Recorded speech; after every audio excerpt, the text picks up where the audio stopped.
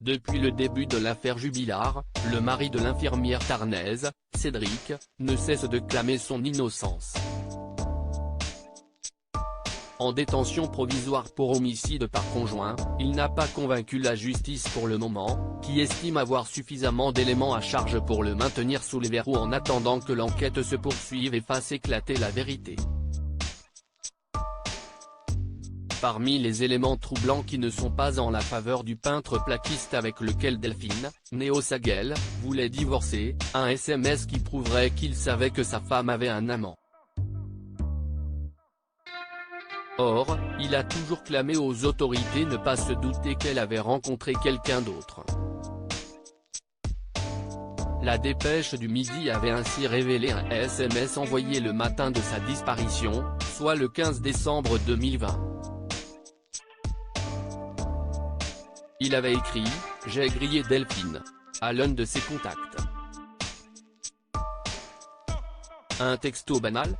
Pas vraiment, car il prouve que l'homme de 34 ans savait que sa femme avait une relation extra-conjugale.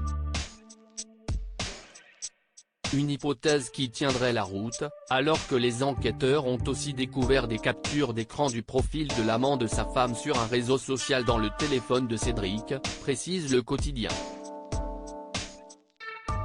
Son ancien voisin de cellule avait par ailleurs révélé que le suspect numéro 1 aurait pété un câble en apprenant que sa femme avait un amant, preuve que cette information le rendait malade.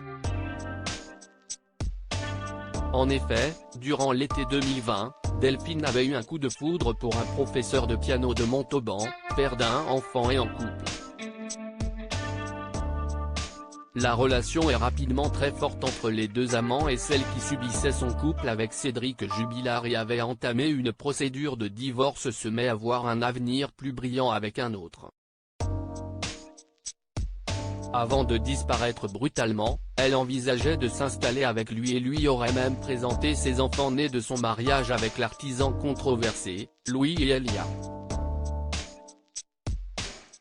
De son côté, si l'on en croit l'avocat d'une partie de la famille de Delphine, Cédric voyait sa femme lui échapper malgré ses tentatives pour la reconquérir, ce qui aurait conduit cet homme décrit comme impulsif, arrogant et agressif, à commettre l'irrémédiable.